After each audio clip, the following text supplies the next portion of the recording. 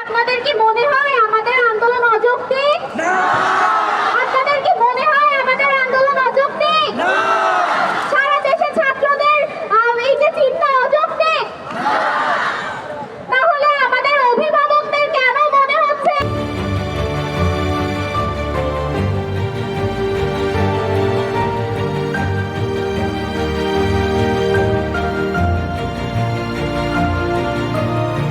আপনাদের কি মনে হয় আমাদের আন্দোলন অযৌক্তিক? না।